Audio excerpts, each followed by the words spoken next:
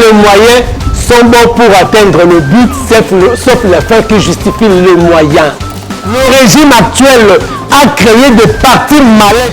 Je suis déçu de vous annoncer à travers ce point de presse que le régime Tshisekedi a décidé de mettre en péril la périodicité, la sincérité et la transparence des élections en préparant les glissements ainsi qu'en orchestrant une fraude massive aux prochaines échéances électives. Le plan consiste en la création de plusieurs partis politiques malhonnêtes dans l'entourage du président Félix Tshisekedi par les membres de sa famille et de ses amis, avec espoir de se voir distribuer des sièges à l'Assemblée nationale et dans des assemblées provinciales. Il y a beaucoup de partis malhonnêtes qui sont créés aujourd'hui, croyant que Bazak va faire contrepoids dans le régime actuel. Or, c'est faux. Ce sont des ramifications. Il y a Roland Dalo. A eu sa prophétie, c'était au mois de mars, si je ne me trompe pas. Alors, il a dit que avant l'élection, il y aura Tokolela Moutoumoro Mounene, une figure emblématique à Rokufa. Roland Dalo, il s'est trompé la prophétie. Abonnez-vous dans Africa TV original, une chaîne bien, une chaîne propre, une chaîne claire, une chaîne des infos vraies. Et voilà, moi je suis abonné là-bas, abonnez-vous. Voilà, merci. Madame, Messieurs, bonjour. Mbote Nabino Bansa Boko Lananga à travers le monde. Bienvenue. Na numéro Lombino Yasika décrit en faux. Oyo Tolbenga Kango Ezali magazine. Oyo Tosalaka analyse Yaba actualité socio-politique. Yambo Canabiso République démocratique du Congo. C'est-à-dire Tozoakaba grande question d'actualité. Oyo Kosala un peu. La une, na toile, na bas journaux et partout. Donc, toujours en gros, nous essayons un peu de donner de faire une analyse, c'est-à-dire de donner une critique. Mais nous avons toujours l'analyse que nous avons toujours faite na actualité na biso et ça la vérité d'évangile. C'est-à-dire amen et amen non. C'est-à-dire, vous qui me suivez, vous pouvez aussi contredire, vous avez votre façon de voir les choses, moi également j'ai la mienne.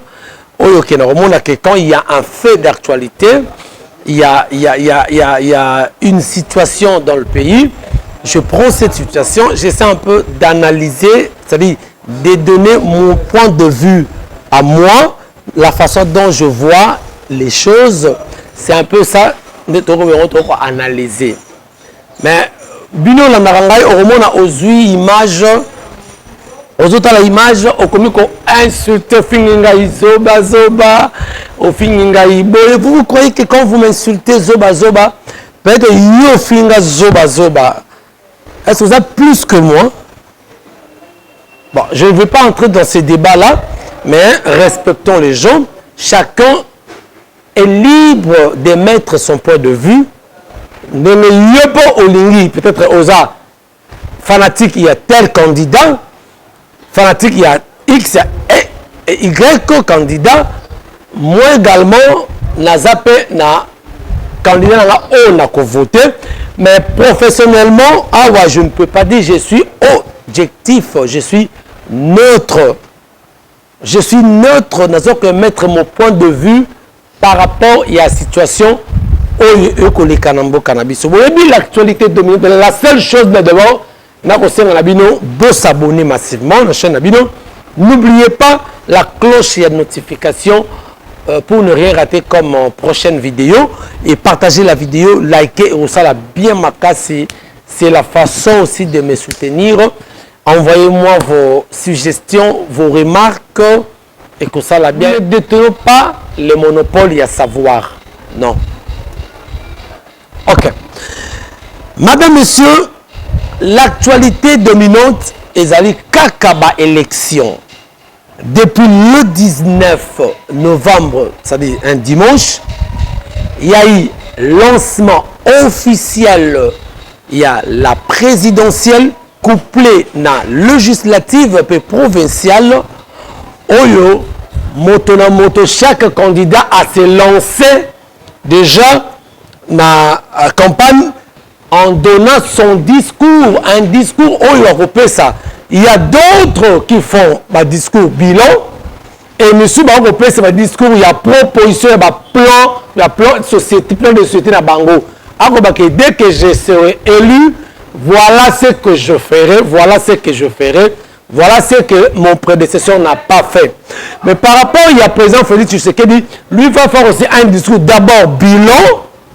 Il dit voilà les 5 années que vous m'avez confiées au sommet de l'État, voilà ce que j'ai pu réaliser, ceci, cela, papa. Voilà ce que je pourrais encore réaliser, ce qui me accordera encore 5 ans, il y a un mandat, je ferai, enfin d'abord, je continuer, na salakité, pour la continuer, et voilà ce que je pourrais encore faire. C'est-à-dire, promettre, d'abord vous faites un discours bilan, au salaki, c'est-à-dire, ce qu'il a fait, ce qu'il a pu faire, et un autre discours, voilà, ceux qui sont le président autre mandat, c'est-à-dire deuxième mandat, comme constitution va permettre qu'une fois renouvelable, à cause ça encore plus, ok, à ça la quitter. Voilà le discours, chaque candidat, à ceux qui étaient sur le terrain, il séduit la population.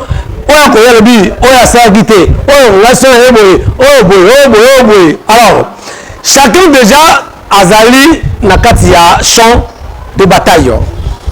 Il y a 26 candidats qui sont en liste la présidentielle. Parmi les 26 candidats, vous laisse dire, il y a 25 qui sont à l'opposition et un qui est au pouvoir, c'est-à-dire Félix Azar Oboudalola contre 25 ans. Mais on va dans l'opposition,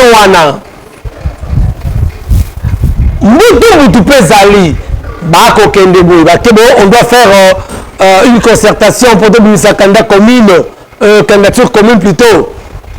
Mais il ne suffit pas de une candidature publique et par commune.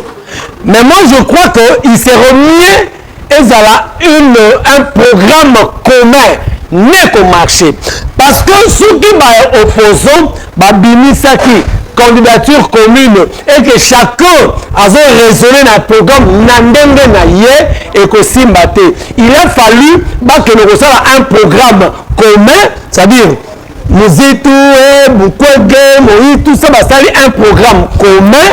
Après, yon de recours de la programme OE. Mais au moment où opposition, ils ont voulu choisir un candidat commun pas qu'on représente. Pendant que Bango va ça la bonne, donc on a Mukwege, il y a continué là, comme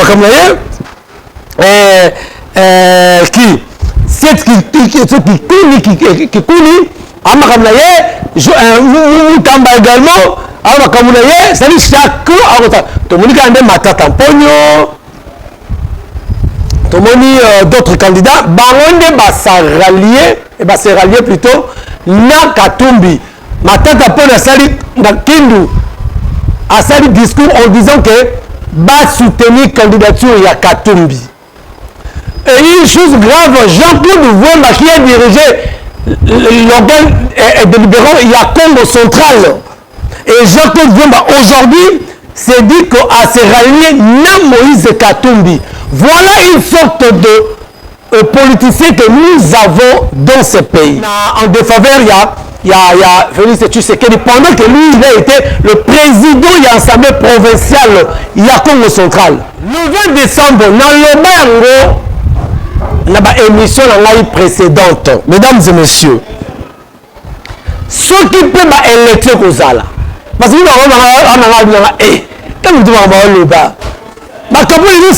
oui, c'est fort possible qu'il n'y ait pas d'élection. Oui, c'est fort possible. Je vais vous montrer pourquoi on peut penser que aussi l'élection est salatée. Malgré la campagne de Sala et cause à Jekizengi. Vous allez comprendre ça. Dans le bas que au moment de l'élection, Machiavel a le bas, tous les moyens sont bons pour atteindre le but, sauf la fin qui justifie le moyen. Pourquoi je dis ça?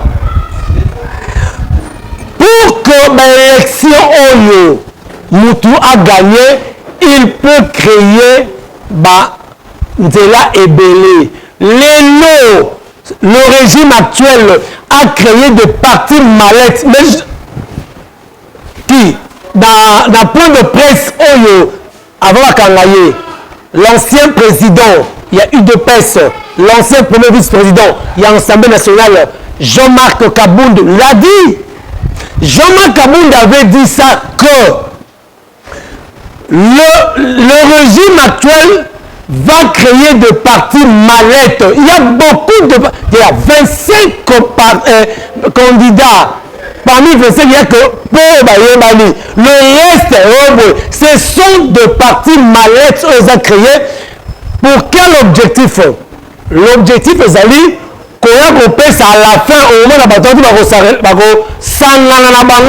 le régime actuel va passer pouvoir. Opposition. Nous analysons le fait, s'il vous plaît.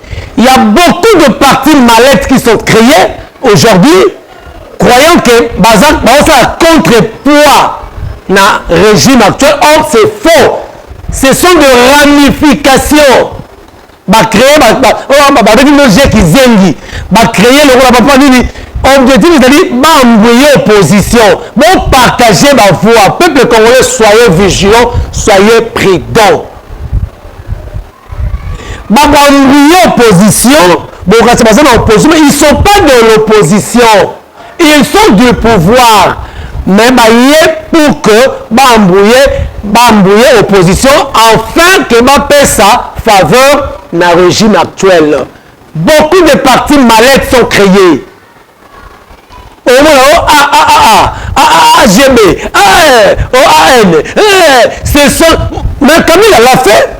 C'était en 2011. Kabila l'a fait.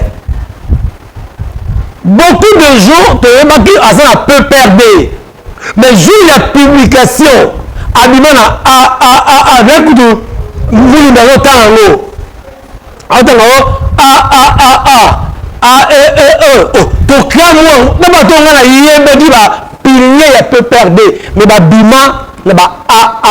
c'était quoi? C'était une façon de créer ma partie subsidiaire, c'est une ramification de façon que embryer opposition, mais il y a pouvoir. Tous les moyens sont bons pour atteindre le but, mais c'est la fin qui justifie les moyens.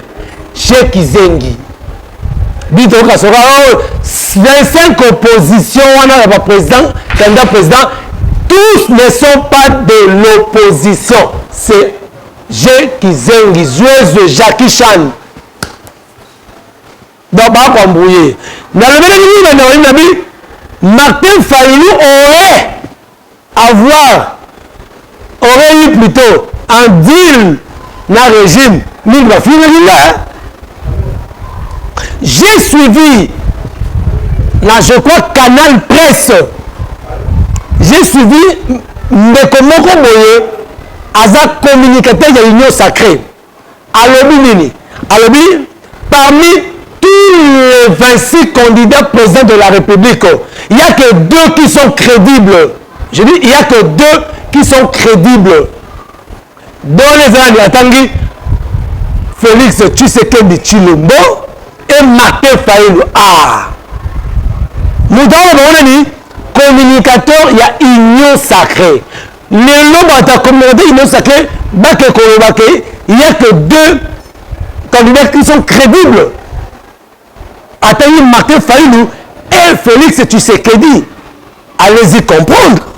Lorsque vous disiez que le président Martin Fayulu est en train de nous donner un tableau sombre jusque-là. Donc on a un tableau sombre. Tout ce qu'il fait comme partout, on ne comprend plus. Na acte de poignée de main, de ce qu'il y a de mission l'équipe, nous allons Bazabandeko, est-ce que va rompre sa la mort était? Pena yebisaki bino, si réellement bazaba ndeko hérité Ibula ndeko na yo jour Roland Dalo apresentaka bango apresentaka président Félix na Philadelphie tout simplement le président Martin Fayulu était dans la salle abimaki il ne savait pas que Félix était son ndeko pourquoi abimaki a compris que pour rien Moutali biso vérité des urnes c'est Martin Fayulu Moutali c'est que Félix c'était Martin Fayulu. C'était pas nous, c'était le président Martin Fayulu. Mais les lots, pour repartir, parce que Bazabi Nemité, Bazabi Nemité en tant que frère, mais ils étaient les ennemis en tant qu'acteurs politiques. Le président Martin nous a mené avec une politique, il y a haine envers Félix. Une politique, il y a haine envers Félix. Alors, ça fait une semaine et demie depuis campagne Bandi Bandeko. Mais si vous taillez la ligne où vont les choses, il n'y a que deux candidats. Oyo, Baza vraiment, si je peux dire, à la une, au top. Il y a Moïse Katumbi et Félix Tshisekedi. Il y a Moïse Katumbi et Félix Tshisekedi. Partout où Félix et Moïse Azokende, Bozo Yoka. On a suivi certaines images, il y a Kingu, je crois. C'est à Kingu, le président Félix a accueilli. Qu'est-ce que la population lui a dit?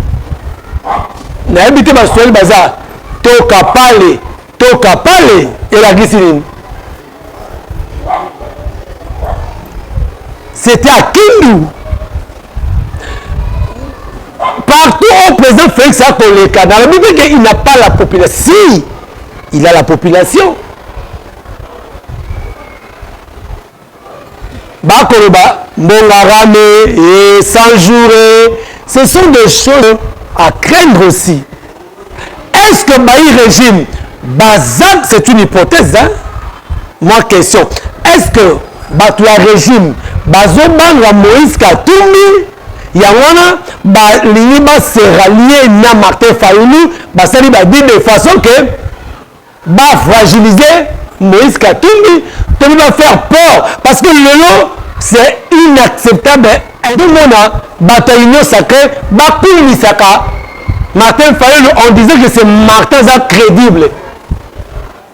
Et tout le monde a pris en fait suspect. Martin déjà avant qu'on cherchait la candidature commune, Martin disait déjà que na bakandidat nyonso wana mutana trop nazate.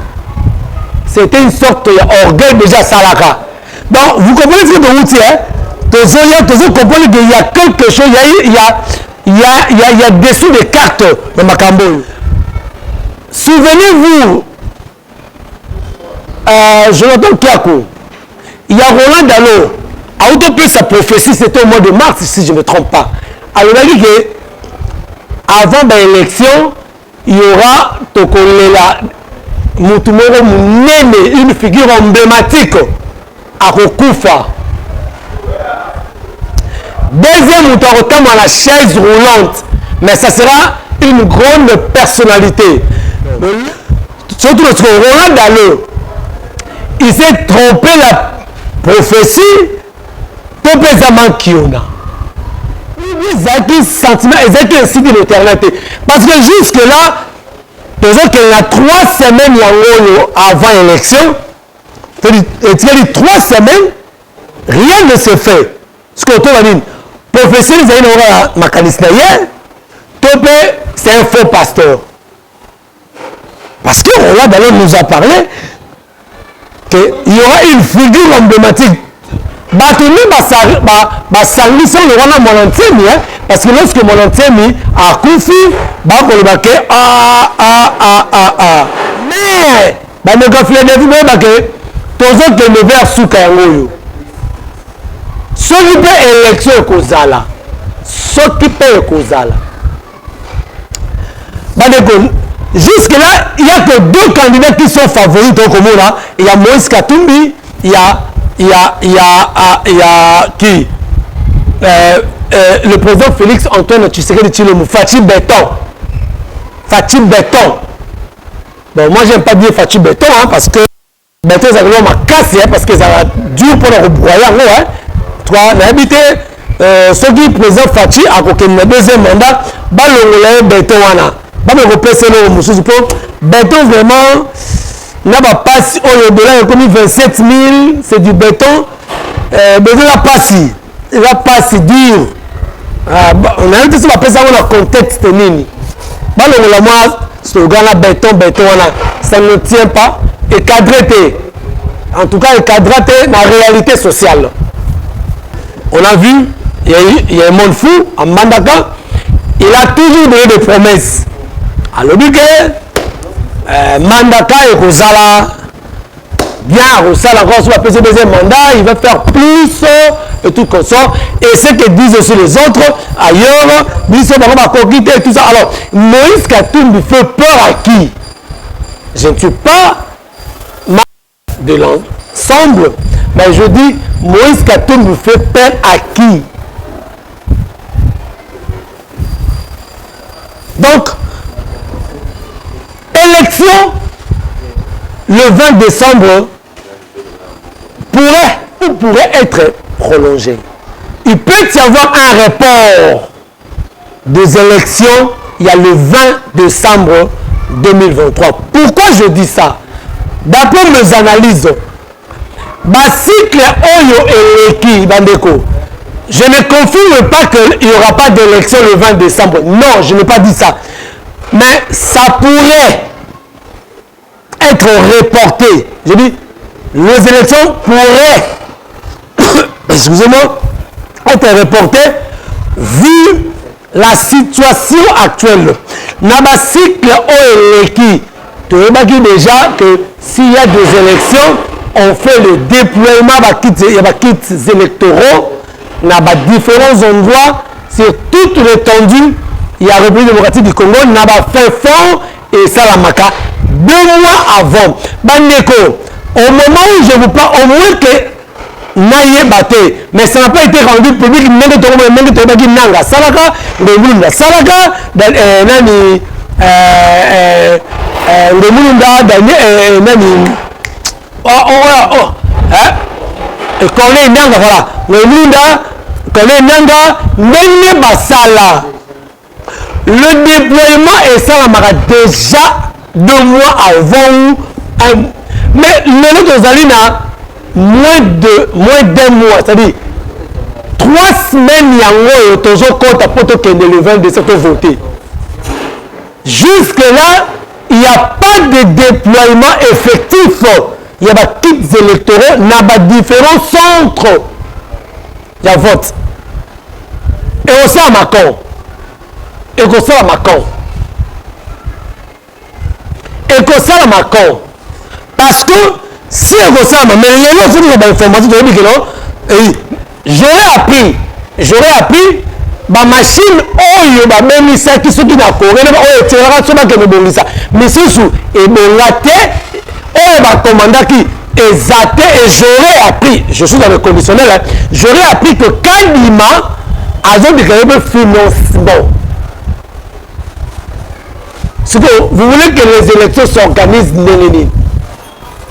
Bandeko, au regard de tout ce que je vous ai dit, déploiement des kits électoraux, nous sommes en grand retard, on doit dispatcher dans le centre. Parce que dans l'intérieur, il y a un centre, et ça, nous, tout comme raté, il faut qu'il y ait un petit porteur. Et puis, on a invité, on a tout à part de la maille. Il faut organiser un centre d'alcool, mais ça va être catholique, ça va faire fort. Mais même le salamité, jusque-là, tout le monde a noté. Mais quand il m'a assuré, il va lancer la campagne électorale le 19.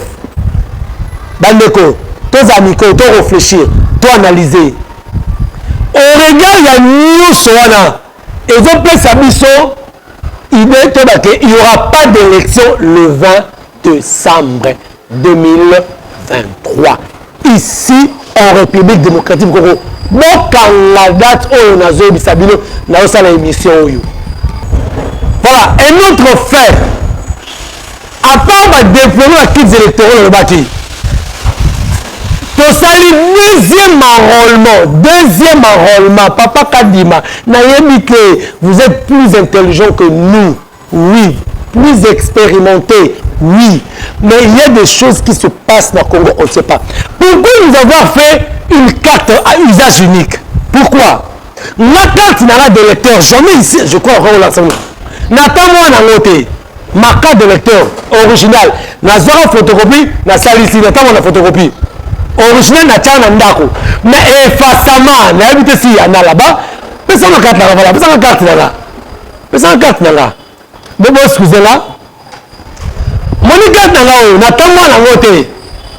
N'attends-moi dans l'autre. N'attends-moi photocopie. Et bon, mamaka. Mais voilà, Botala. Et ça, pourquoi ça? Et face à ça, bon, deuxième enrôlement. Ça, c'est me prendre du temps. Pourquoi pas faire quelque chose? Voilà, merci beaucoup. Pourquoi pas faire quelque chose de Kenoro? Nazana carte dans la tire l'eau. Oh, il y a 2000. Oh, non, la serre Arabiso. Mais impeccable. Impeccable. Très visible. Nakili vona zwa carte. Parce que bon dans le droit le quantième. Dacho oh la nanga yango lelo. Bete ko dacha lelo talanga ti le 20. Tozo tonda biso ba ibandal. To ke na funa à part na ki ba décentraliser ba tché na ba commune. So ke na funa na commune à Kalamu. Pose zwa carte. Tu dois venir à 3h04. Ben, dit 4h. Tu as commis 13h, même vous avez dit la voter. Plein de gens. Et puis, il est commis monnaie. On peut sortir, policier, à peu avantage, tu lui donnes 5 $, 5 000. Papa, mais tu vas la condition remplie. Ce qui peut fiche, voilà. Tala. Donc, nous sommes en train de faire deuxième enrôlement. Ça prend du temps. Alors, on regarde il y a Nyos Oyo. Conseil sa carte. Nous, il va voter. Nous, il va voter. Ceux qui veulent les choses à l'événement, ça va. Nous, il va voter. Mais on regarde il y a Nyos de côté là. Ils ont payé sa mise. Idée à Kolobake. Élection et Kozalate le 20 décembre 2023 à Wana, République démocratique du Congo. Un report est en gestation. Un report de l'élection. Maintenant, ce qui peut le président Félix a salissé l'élection dans un délai constitutionnel, même alors qu'il faut respecter la constitution. Ce qu'a salité, tous les lycéens la parole en 2016, ce qui Kabila a organisé l'élection, Kabila n'a pas causé la tête. On va le dire. On va le dire. Est-ce qu'il y a le bilan il y a 2016. Ce qui est l'élection salamité en 2016, Kabila a fait azalaté. C'est une question. Ce qui est l'élection salamité en 2023, c'est le 20 décembre. Quelle est la suite? La raison pour laquelle le début est que les élections il y a 2023 le 20 décembre, Bandeko. Les candidats ont averti, ils vont comprendre. Nous, ils vont la dépense. Pourquoi? Parce que ils vont comprendre que danger est allé. On peut se réveiller un bon matin de Moni Denis Kadima à côté ici, lettre dans la Cour constitutionnelle pour demander le report de l'élection par rapport à des difficultés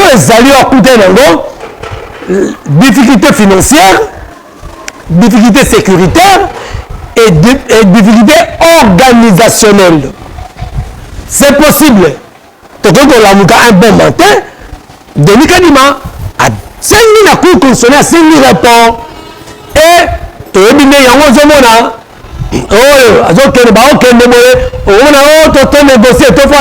là, on s'est concerté la population en fait qui va calmer tension, mais ce sera un peu difficile parce que Katum est très déterminé. Mon coin est très déterminé. Est-ce qu'ils vont accepter que négocier qu'il n'y ait pas de trouble afin que pour qu'il y ait une transition, il y a des gens qui vont rejoindre Eli Kapendo, Eli Kapendo, le président Eli Kapendo, on a appelé ce plan, il y a transition il y a 4 ans. Eli Kapendo n'a pas de poids à la salon rouge d'affaires étrangères. Donc on rejoint le schéma Eli Kapendo. Transition là. Alors qui sera le président? Ce sera toujours le président. Parce que jusque-là, la constitution est le minime. Le président de la République reste en fonction jusqu'à l'installation effective. Il y a un nouveau président. Parce que le nouveau président Zalité, donc Félix a toujours sous la constitution, a la présidence de la République. Au moins l'article 64 a intervenir. Au moins l'article 64 intervenir que, je crois, Bandeko Balandi, c'était là la petite analyse autre, c'est là que par rapport, il y a une élection, par rapport, il y a un danger qui se pointe à l'horizon par rapport à l'organisation des élections présidentielles couplées na législative, na provinciale, et puis municipale, tout comme ça. Nous sommes le 20 décembre, il y a un danger qui se pointe à l'horizon. Aux ça que Ezalapete, mais on a pour te Ezalate, je suis pour Ezala. Mais au regard de la réalité, ils ont fait sa mission pour voir que le baquet, il n'y aura pas d'élection. Pour l'assistance de Héritier Iboula, merci également à DJ Capet double brassard Namareza. Na pesi mbote na Jonathan Kiakupapa Yangandantaba, le commandant du temple. Alors, bon, continuez à s'abonner massivement à la chaîne Nabino. Bah, remarque, la vidéo, la suggestion Nabino sera toujours le bienvenu. Alors, ceux qui ne savent pas, prochainement, c'est ça. Ciao.